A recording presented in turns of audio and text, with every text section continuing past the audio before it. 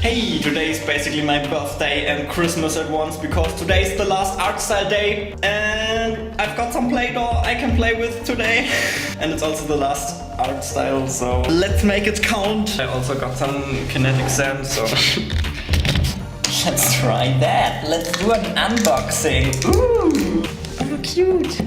Oh, it's Elsa. Can you use this to model something? Not really. It has glitter in it.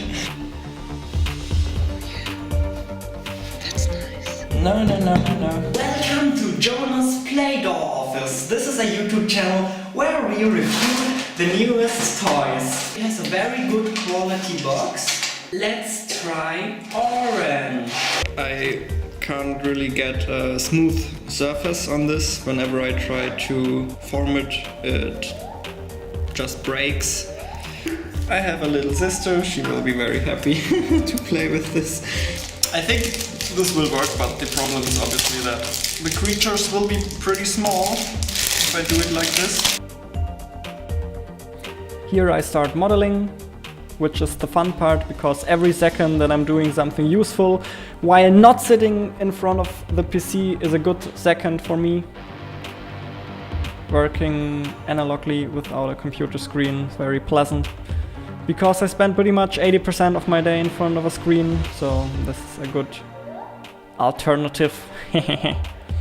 Just as always, trying a couple of different things, modeling different stuff, and then when all of these models are done, I'm gonna choose the best ones and animate them and bring them as sprites into my simplistic strategy video game.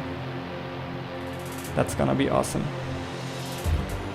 Some things I model are spaceships, some are just creatures. I don't really have an idea which kind of creature I want to have in the game. Here I'm modeling a tentacle monster.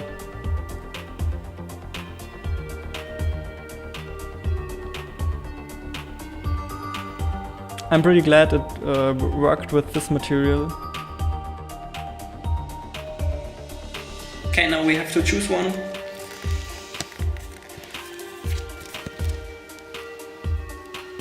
Honestly, I think I already know which ones I'm going to use. It's really cute, but nothing new one to make explode. Maybe we can use this as an enemy, don't really know. But the player character definitely going to be these creatures. They look nice and biological and powerful. They give you a cool power fantasy, I hope. Then this one would also be a nice player character, but obviously this is way better, so. Yeah, we just have to choose a really good enemy, and I think this is gonna be the enemy. This is gonna be the player creature. Very nice. Very nice. Starting to take a couple of pictures just to see if they are actually usable, not like last time where I took hundreds of pictures and none of them had a good quality. Here you can see the first image I accidentally took with the camera light and this one without. So my conclusion is I should probably use the camera light. So now it's time to start animating. And it's basically just changing a little bit, then taking a picture, then changing the model a little bit, taking a picture. And then when you play them after each other, it looks like the thing is moving all by itself. I think you know how stop motion works, so I don't need to explain it to you. But I have a lot of time that I need to fill while I do this shit, so why not, you know? Why the hell not? This weird tentacle thing was pretty tedious to animate, and I really had to pay attention not to break the tentacles. Here I'm animating the egg. Just stretching it out, giving it a nice look. So it splits into two halves. Oh my god, this is going way too quickly. Can't keep up here. I'm already importing the images. I think we're at 20 or 40 times the normal speed. Cutting these images out took literally forever. I used a green background, so my hope was that I could just key the color away, so just like a normal green screen, making the green transparent so I don't have to cut it out myself. Here I'm looking at a tutorial how to do that. Did not work, and I didn't keep trying because, this was not meant to be keyed. You can clearly see that the shadows are way too dark on the ground, and also we have a bit of depth of field, which makes the creature a bit blurry and at some parts, so this was definitely no good images for using green screen, so just doing it manually, which takes forever. I don't know if you've ever done that. It's a really boring, tedious, annoying work. But it gives you the best results if you do it manually.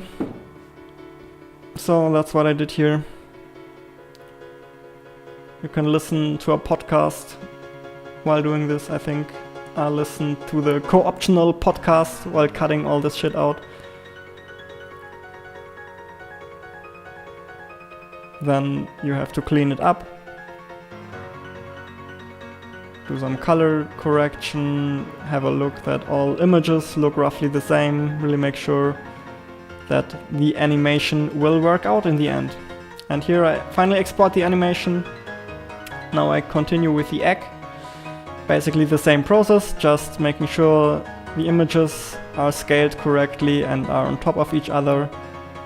And then starting to cut everything out by hand. Just going around and around and around.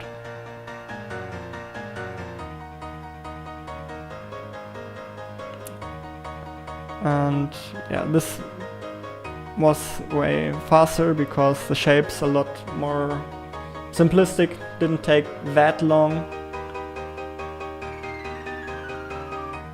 And then I wasn't really happy with the yellowish color on the egg, so I had to paint over that and make it black and white. So I wanted the egg to be really white, not this ugly yellow blah color. Looked just too ugly, especially in combination with all the hair stuff that's on top of this egg. Yeah, it's supposed to look a little crappy. I mean, otherwise I could just render the same thing in my 3D program, so it's definitely supposed to look a bit crappy. But not too crappy, you know?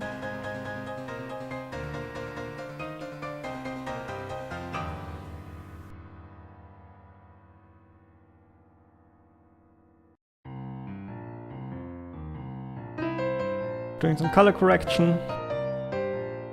And I think the egg is done. Very nice. Now I continue with the enemies. Same process. Again, cutting it out. Just using the Photoshop line tool to go around the edge. By the way, you can't really allow yourself to make any mistakes when doing this. One click in the wrong direction and you can almost start all over again. I think a mistake like this happens to me very soon. Yeah, here you can see it. Messed it up, so I had to use a little trick to fix this. Here are all 5 images done. Now I'm just cutting out a couple more for the projectiles and effects and stuff like that.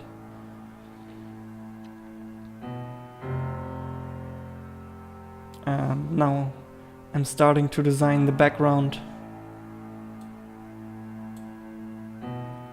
This time I didn't have that many problems with the background. I already knew what I wanted it to be. I wanted it to be a space background, and those are pretty easy to make. You just use a noise texture and do some color correction to make it look like stars. Then you use a clouds texture to create some fog, and that's basically it. There's about 1 more minute of footage of me finishing this game, so enjoy that with some music.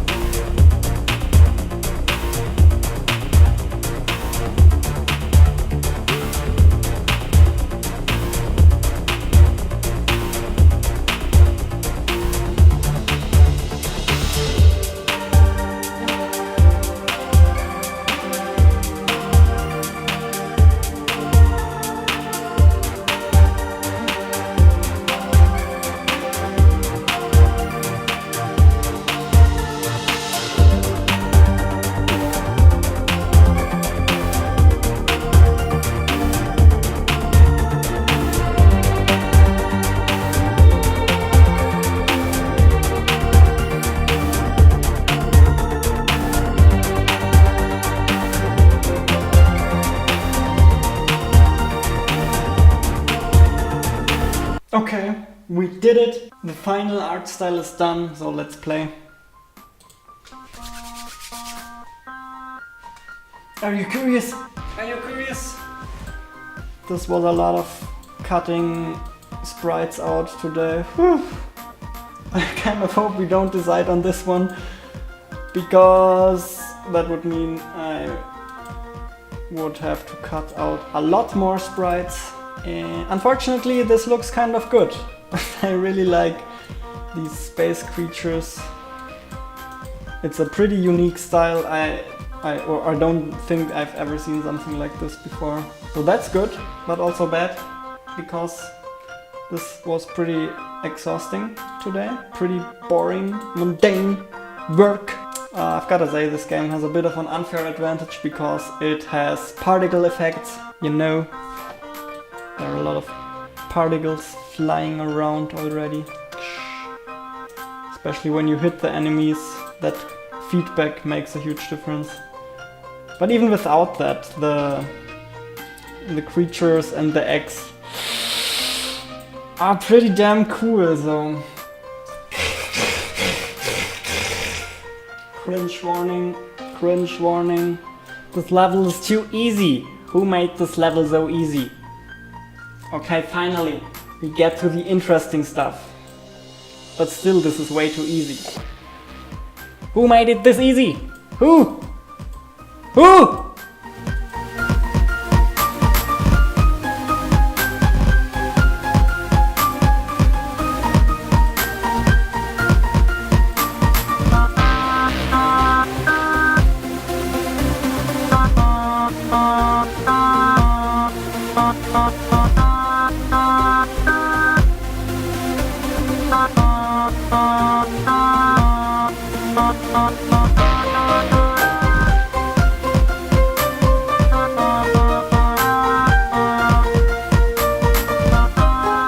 Spaghetti monsters. They are coming. Ooh, touch on my spaghetti. Oh, can I skip this level? This is too easy. This is boring. Uh-oh.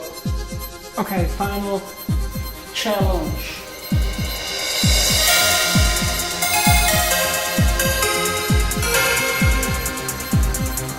Faster, faster.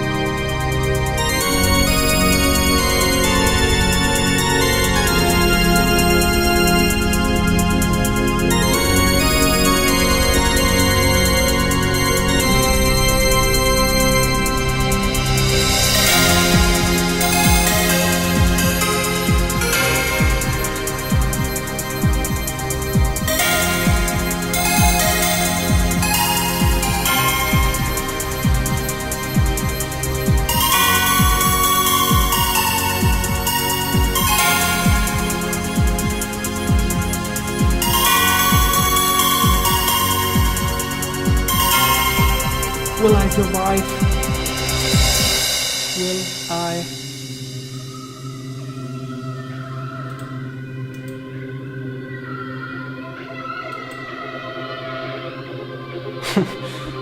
I can't lose. No!